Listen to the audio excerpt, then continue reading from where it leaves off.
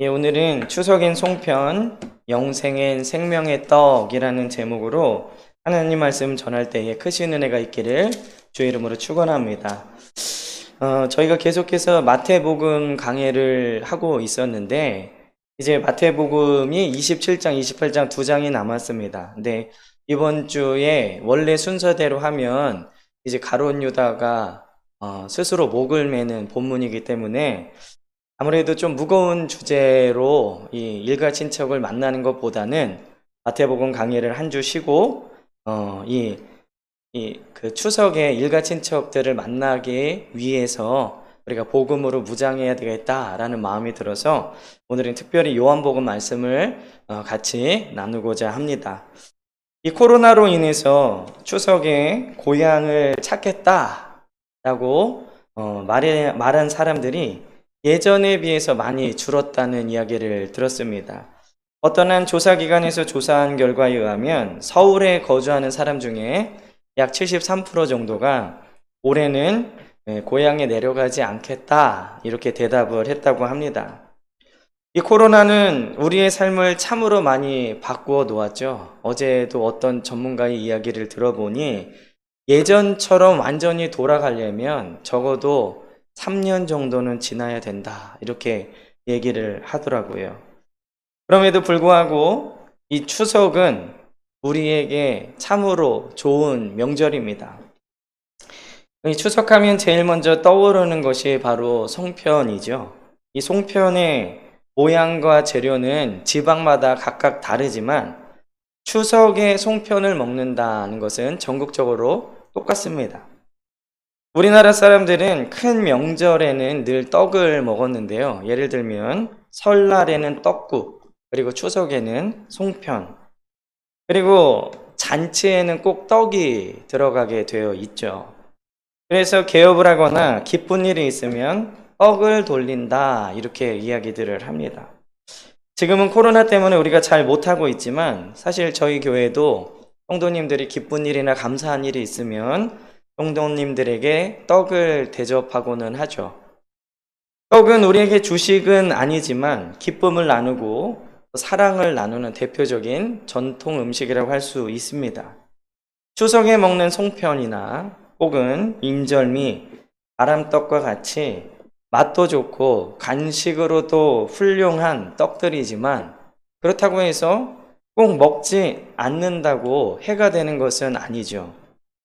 그런데 오늘 우리가 반드시 먹어야 하는 떡이 있는데 송편이나 바람떡은 먹지 않아도 크게 상관이 없습니다. 그러나 오늘 우리가 반드시 먹어야 되는 떡은 바로 생명의 떡입니다. 그 떡이 오늘 본문에 소개되고 있는데요. 바로 예수님 자신이 생명의 떡이다. 하늘에서 내려온 생명의 떡이다. 라고 이렇게 말씀을 하고 계십니다. 예수님은 천국을 잔치하는 곳으로 비유하셨죠. 우리나라 잔치에 떡이 있는 것처럼 이 천국 잔치에는 이 생명의 떡을 먹은 사람만이 들어갈 수 있습니다. 그러므로 오늘 본문을 통해서 송편보다 더욱 귀하신 생명의 떡인 예수님을 이번 추석에 일가 친척들에게 전할 수 있는 우리 귀한 베델교회 성도님들 되시기를 주의 이름으로 간절히 축원합니다. 첫 번째로는요, 사람들은 무엇을 기억하며 사는가입니다. 오늘 26절에 보면 예수님이 이렇게 말씀하시죠. 예수께서 대답하여 이르시되 내가 진실로 진실로 너희에게 이르노니 너희가 나를 찾는 것은 표적을 본 까닭이 아니요 떡을 먹고 배부른 까닭이로다. 사람들이요, 오늘 그 22절부터 보면은 너무나 열심히 예수님을 찾았습니다. 어디로 갔더니 예수님이 계시지 않고 심지어는 배를 타고 쫓아가서 예수님을 만나려고 했다는 것이죠. 근데 많은 사람들이 예수님을 찾아왔는데 예수님이 그 많은 사람들에게 천국 복음을 전할 수 있는 기회임에도 불구하고 그들이 찾아온 것을 그렇게 기쁘게 여기신 것 같지 않습니다. 오히려 복음서에 보면 사람들이 싫어했던 창녀나 세리, 어린아이가 찾아왔을 때는 기뻐하셨음에도 불구하고 많은 사람들이 왔는데 오늘 어떻게 보면 책망하시는 것처럼 보여지고 있죠. 그 이유는 그들이 예수님을 찾아온 동기를 알고 계셨기 때문에 그렇습니다. 그들은 바로 떡 먹은 기억 때문에 예수님을 찾아온 것이죠. 예수님은 그들의 동기를 아시고 예수님을 찾아왔을 때에 오늘 우리가 읽은 26절처럼 말씀을 하신 겁니다. 오늘 읽지는 않았지만 이들은 이 요한복음 6장 1절에서 15절에 기록되어 있는 오병이어의 사건을 통해서 자신들이 이미 예수님이 나눠주신 빵과 고기를 통해 배부른 경험이 있었던 것입니다. 우리는 무엇을 기억하고 사는가가 굉장히 중요하죠. 그런데 대부분의 사람들은 은혜 받은 기억보다는 아픈 기억들을, 그리고 사랑받고 은혜 받은 것보다는 섭섭한 것을 더 많이 기억하고 살고 있습니다. 영적인 것보다는 육적인 것을 더 많이 기억하면서 살게 되어 있죠. 말씀보다는 어제 본 드라마를 더 잘 기억하는 것이 우리의 모습입니다. 하지만 은혜의 기억은 우리로 하나님께 감사함으로 나가게 하는 것입니다. 추석은 특별히 감사하는 날이라고 생각을 합니다. 오늘 우리는 지금까지 우리에게 주신 은혜를 기억하면서 이 연휴를 보내시기를 주의 이름으로 축원합니다. 그런데 이 은혜를 기억하려면 그럼 어떻게 해야 하느냐? 은혜 받은 경험이 있어야 은혜를 기억하며 감사할 수 있습니다. 오늘 적어도 이스라엘 백성들은 떡 먹은 기억이 있었죠. 예수님이 나눠주신 떡을 먹은 경험이 있기 때문에 그것을 기억하는 겁니다. 은혜 받은 경험이 없으면 그 은혜를 기억할 수 없겠죠. 그리고 감사할 수도 없는 것입니다. 그렇기 때문에 우리는 은혜의 경험이 있어야 될 줄 믿습니다. 그러기 위해서는요, 은혜 받는 곳으로 나와야 합니다. 하나님은 아무 곳에서나 은혜를 부어주시지 않죠. 은혜 받을 만한 곳에 은혜가 부어집니다. 극단적인 얘기지만 술집이나 도박장 같은 데에 하나님의 은혜가 부어지지 않습니다. 또한 하나님의 은혜는 은혜 받을 만한 심령에 부어집니다. 은혜를 사모하고 간절히 바라는 사람들에게 하나님의 은혜가 부어진다는 것이죠. 그런 은혜의 기억이 나를 더욱 예수님께 가까이 가게 하는 것입니다. 추석이 되면 추도 예배를 드리는 가정도 있을 겁니다. 추도 예배를 드리는 가정에서는 보통 부모님의 삶을 기억하는 시간을 갖죠. 올 추석에는 부모님의 삶을 기억하시면서 무엇보다도 예수님이 나에게 주신 은혜를 더욱더 기억하시는 그러한 시간을 가지시기를 주의 이름으로 축원합니다. 일가 친척들이 모여서 코로나로 인해 어렵고 힘들다 이런 이야기들을 많이 말을 할 텐데, 또 모여서 그동안 살았던 얘기, 또 정치 얘기, 또 지금 나라와 민족에 대한 이야기들을 말하면서 힘들고 어렵고 불평의 말을 할 때 우리 사랑하는 베델교회 성도님들은 감사하고 은혜 받은 이야기들을 나누셔서 믿는 자들이 다른 모습을 보여주시기를 주의 이름으로 축원합니다. 특별히 지금은 세상이 교회를 욕하고 비방하고 있는 때죠. 그럴 때 우리 믿는 자들이 일가 친척들에게 다른 모습을 보여준다면 주님이 영광을 받으실 것입니다. 그러기 위해서는 우리가 은혜를 받아야 하고 은혜를 경험해야 되겠죠. 경험이 있어야 기억이 있는 것이기 때문에 그렇습니다. 은혜의 경험과 기억을 통해서 이번 추석에는 여러분들이 사랑하시는 일가 친척들에게 예수님을 보여줄 수 있는 귀한 우리 베델교회 성도님들 되시기를 주의 이름으로 간절히 축원합니다. 두 번째로는 사람들은 무엇을 위해 사는가입니다. 첫 번째는 사람들은 무엇을 기억하면서 사는가라면, 두 번째는 그렇다면 그 기억을 갖고 있는 사람들이 무엇을 위해 살고 있는가죠. 우리는 죄인이기 때문에 본성적으로 썩을 양식을 위해 살기가 쉽습니다. 오늘 주님은 우리가 무엇을 위해 살아야 하는지에 대해서 정확하게 말씀하고 계시는데 오늘 27절에 보면 썩을 양식을 위하여 일하지 말고 영생하도록 있는 양식을 위하여 하라. 오늘 우리에게 분명하게 말씀해 주셨죠. 우리가 무엇을 위해서 살아야 되는가? 썩을 양식을 위해서가 아니라 영생을 위한 양식을 위해서 살아라. 그렇다면 그 영생하도록 하는 양식은 누가 주시느냐? 바로 하늘에서, 즉 예수님이 주시는 것입니다. 이렇게 말씀하셨더니 그들이 그러면 28절에 우리가 어떻게 하여야 하나님의 일을 합니까? 라고 예수님께 다시 한번 물어보죠. 그랬더니 예수님께서 29절에 하나님께서 보내신 일을 믿는 것이 하나님의 일을 하는 것이다. 즉 우리는 믿음으로 하나님의 일에 동참할 수 있다는 겁니다. 이 러시아의 문호 톨스토이가 쓴 단편 사람은 무엇으로 사는가라는 책을 보면 사람은 사랑으로 살아간다 라고 말하고 있습니다.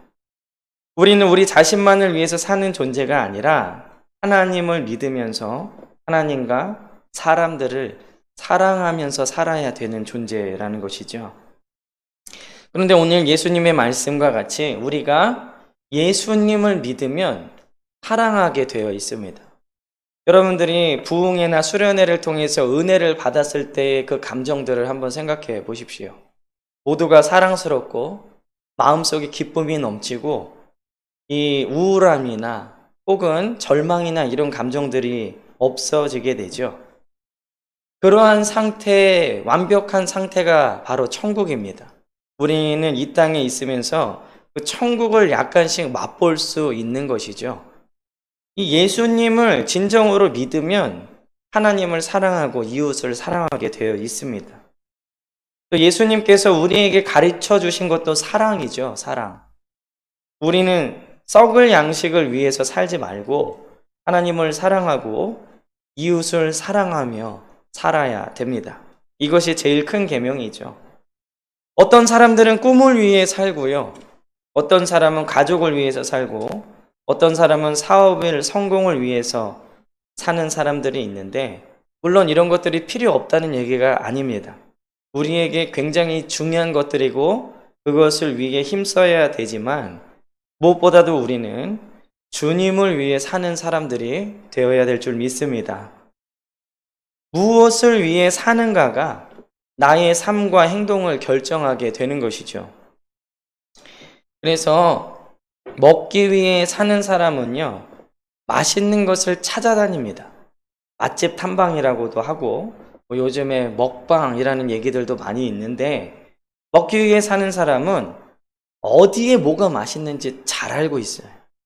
또, 이 지식을 위해 사는 사람은 학업이나 공부나 연구에 열중하면서 살게 되죠. 마찬가지로 주를 위해 사는 사람은 주님이 원하시는 곳에서 주님이 원하시는 일을 한다는 것입니다. 무엇을 위해 사는가가 진정 나의 삶의 참 모습을 말하는 것입니다. 오늘 이스라엘은 그들이 무엇을 위해 살고 있는지 그들의 말을 통해서 잘 알 수 있는데요.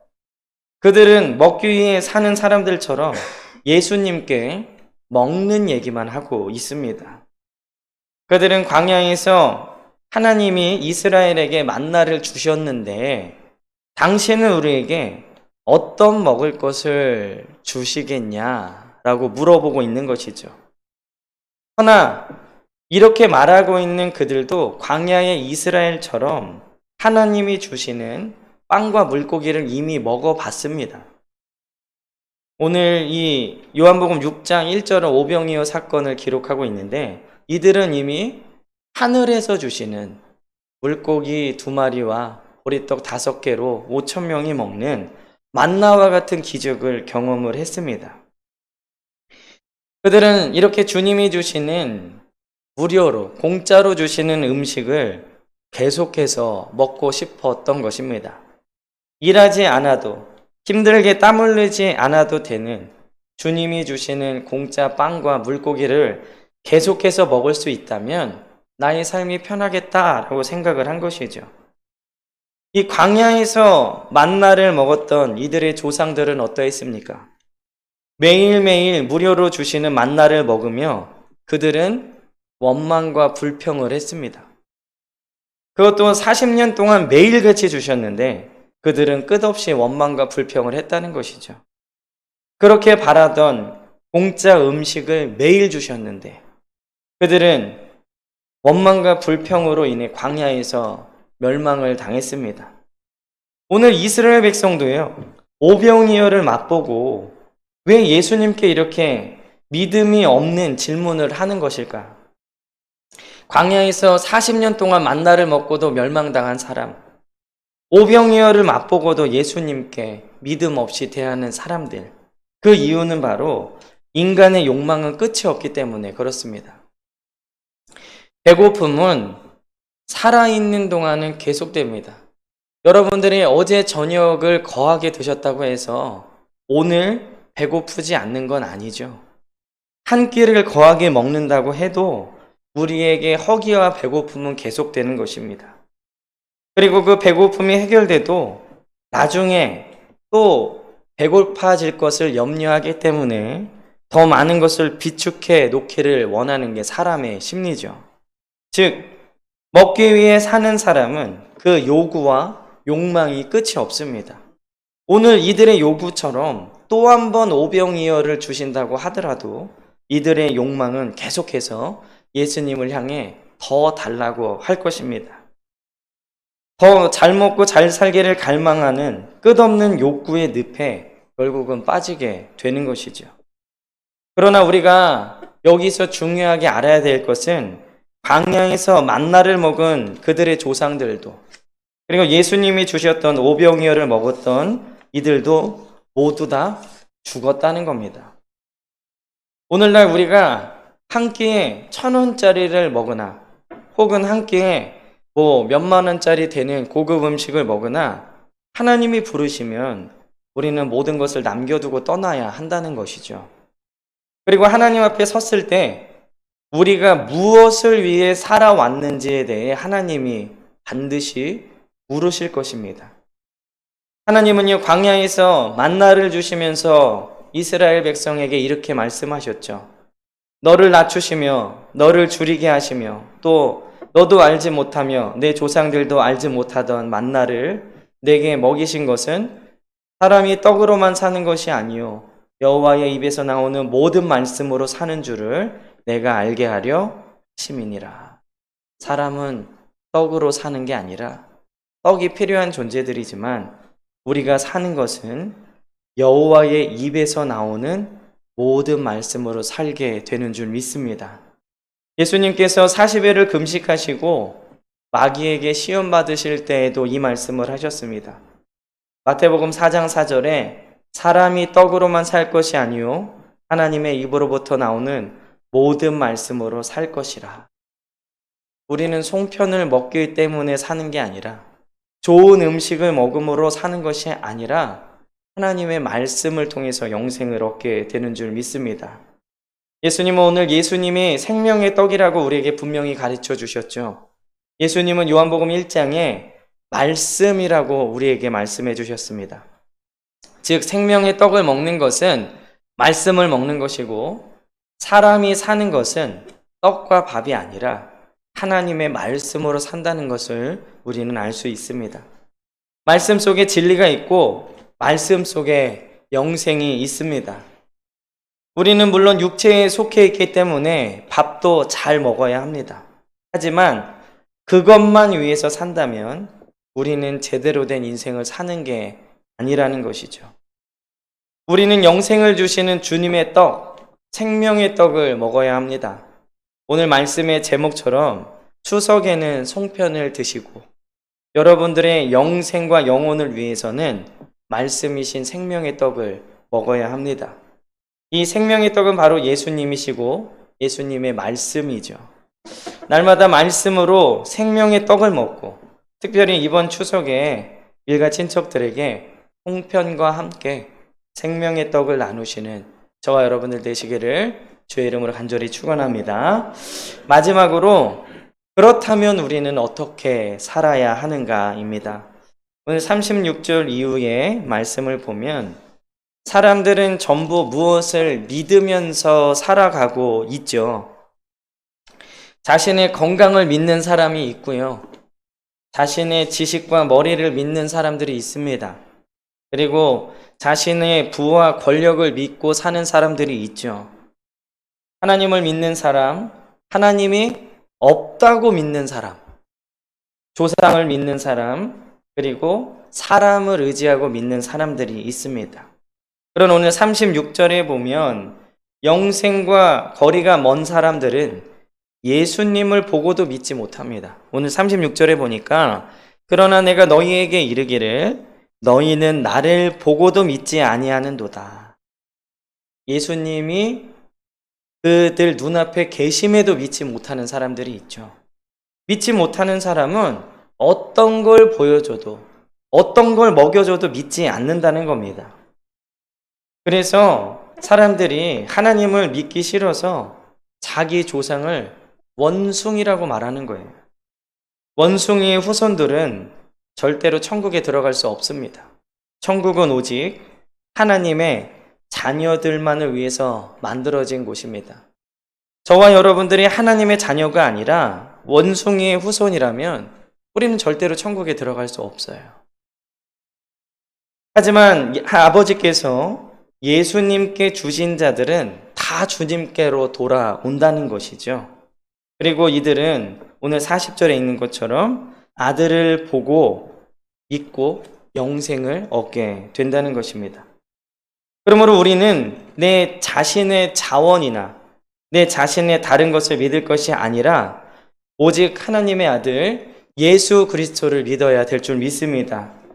나는 주님을 구주로 고백하고 그 믿음을 지키기 위해서 교회를 다니지만 실제로 내가 결정하는 것은 믿음이 아닐 경우가 있는지 여러분들이 잘 판단하시기를 주의 이름으로 축원합니다.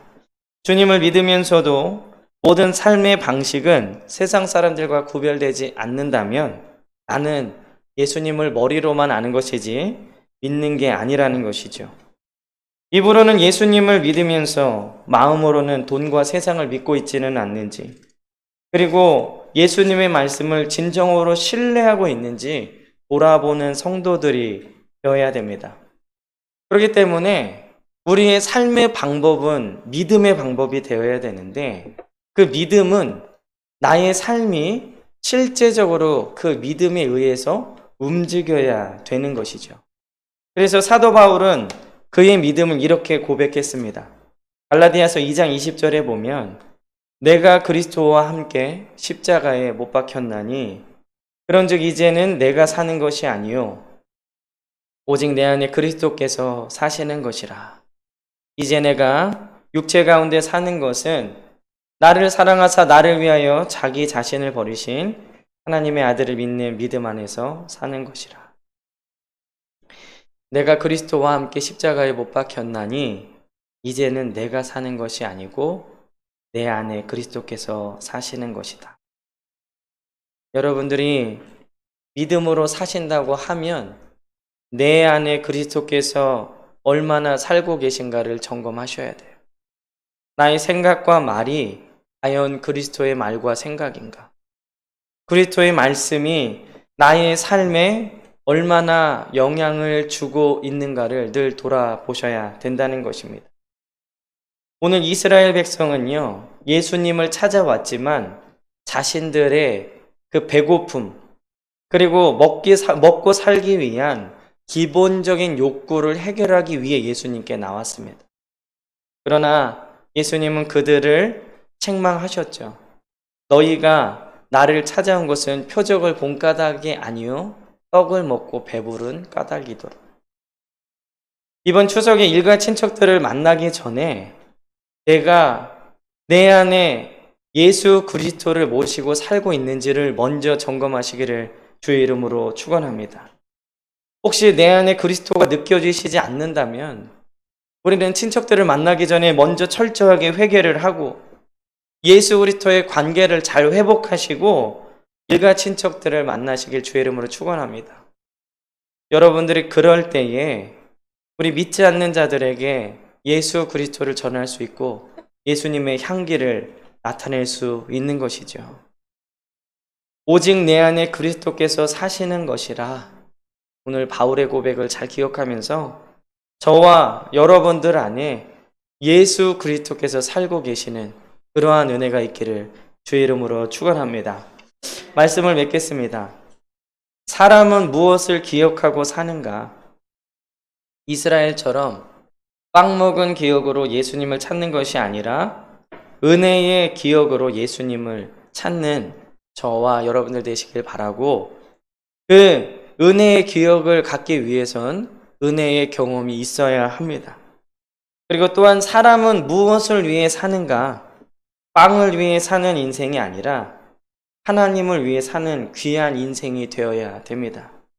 그리고 무엇을 먹는가 보다 더 중요한 것은 사람이 떡으로만 살 것이 아니요 하나님의 말씀으로 사는 것임을 잘 기억하시면서 영의 삶을 위해 하나님의 말씀을 잘 먹는 저와 여러분들 되시길 주의 이름으로 축원합니다.